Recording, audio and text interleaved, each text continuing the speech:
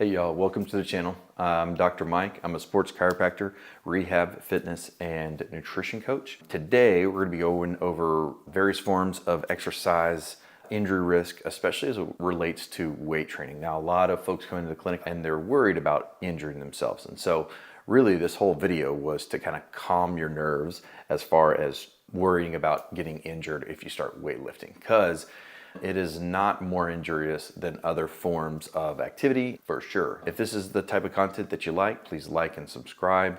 And if you have any topics that you'd like me to cover in a future video, go ahead and put that down below and I'll get to that as soon as I can. When you go over the risk of injuries with weight training, what I found the most helpful was this study right here, the epidemiology of injuries across weight training sports. This is in 2017. And so we went over various forms of weight training. So bodybuilding, powerlifting, CrossFit, Olympic lifting, and strongman. And all of these injury risks are typically done in 1,000 hours of training. And if you look here, you'll see that bodybuilding really had the lowest risk for injury. Now, there wasn't a ton of studies on bodybuilding out there as far as injury risk is concerned, but it looks like 0.24 to 1 injuries per 1,000 hours of training. So powerlifting has somewhere between 1 to 5.8 injuries per 1,000 hours. This also went over CrossFit injuries. It's good to kind of see those as well, because CrossFit just gets bashed for the number of injuries that people think that it incurs, when it's really not any more than any other weight training sport.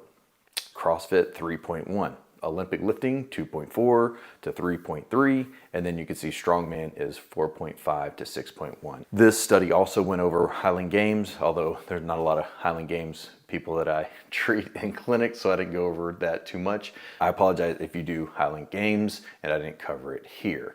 Really, another big takeaway from what they found is that it's somewhere between 1 to 2 injuries per lifter per year, or about 2 to 4 injuries per 1,000 hours. Now, the exception to that was the bodybuilding studies that were quite a bit lower. So what kind of injuries were found in this? Usually it was sprains, strains. They talk about tendinitis. Tendinitis is a term that's not used as much in the literature now. So in a future video, we'll talk about tendinitis versus tendinopathy, but that is what they found. It also went over common injuries. Now, if you look at these, it is shoulder, low back, and knee. By far, these studies showed shoulder, back, and knee, back, and shoulder. This is what I see also in clinic when people come in from lifting weights. Low back being probably the number one thing that I see. I wanted to go over other forms of activity besides weightlifting, because the most common form of exercise, according to the US Bureau of Labor Statistics, is walking. So I was thinking, okay, well, does walking have a higher injury risk? I kind of think it doesn't have very high injury risk, but I do have people come into clinic who increase their walking a ton, like if they're going to Disney or they have a trip to New York, but I didn't know exactly what the injury risk was. So if you look at walking as just commuting, just trying to get from one place to another, you see that the injury risk is 0.19 injuries per 1,000 hours of participation. So not very much at all. But when you see it more as kind of a recreation, people doing it more frequently, you see that it bumps up to 1.2 injuries per 1,000 hours. The next common exercise was weightlifting. And then after that was running. So we're gonna go over running because a lot of people love running. I don't love running. My family loves running. I don't love running. I did a half marathon one time and thought I'd nearly die.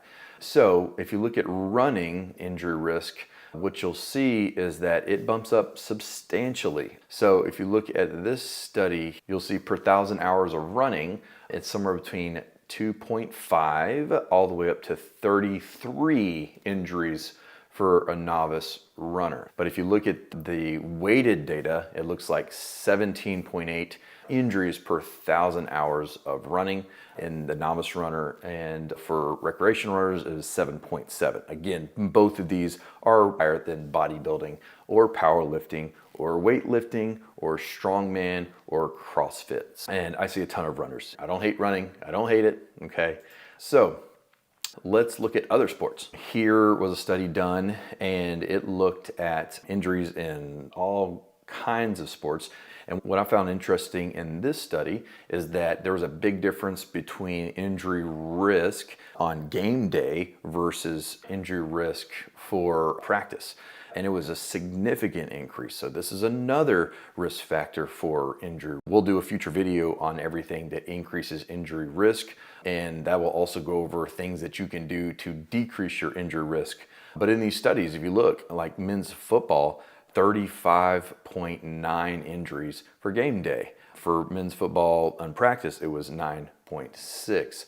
So quite a bit less, but still both of those are way higher than weight training and also walking. So let's talk about sedentary folks. So, a lot of people are like, okay, if I have risk for pain and injury with weightlifting, if I have pain and injury risk with walking or running, well, then I'm just gonna do nothing. I would be sedentary. Okay, well, there's studies on that. So this is a study that was done in 2021 looking at pain related to being sedentary. So non-occupational sedentary behavior had strong evidence for musculoskeletal pain, including low back pain, knee pain, arthritis, and general musculoskeletal pain. And there was also strong evidence associated with workplace sitting for musculoskeletal pain, including low back pain and neck pain and shoulder pain.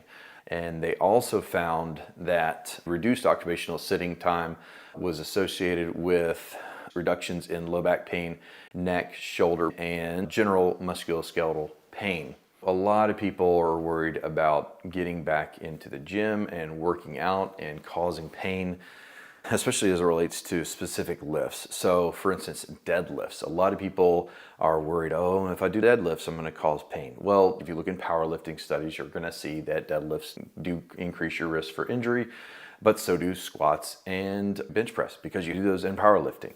But you can also use deadlifts as a way to rehab the spine, to get people out of low back pain. This was a study done, and what they found was that exercise programs that included deadlifting decreased pain and improved function with people living with low back pain. It's not the only thing you can do to get out of pain, but it is functionally a really good exercise that you can do to get out of pain. What is the big takeaway from all this? The big takeaway is that you want to find something that you enjoy doing that you can do for a long period of time. Because at the end of the day, even if you are sedentary, you still have risk for pain. So you're not going to get away from it. But that means you got to keep moving. You got to keep getting out there and making sure that you're doing things that you enjoy doing that keep you healthy. Thanks for tuning in today. In the future, I will have some coaching spots opening up. Also, because I work with a lot of folks who like to lift weights, I will have shoulder, low back, and knee rehab programs that you can purchase if you like.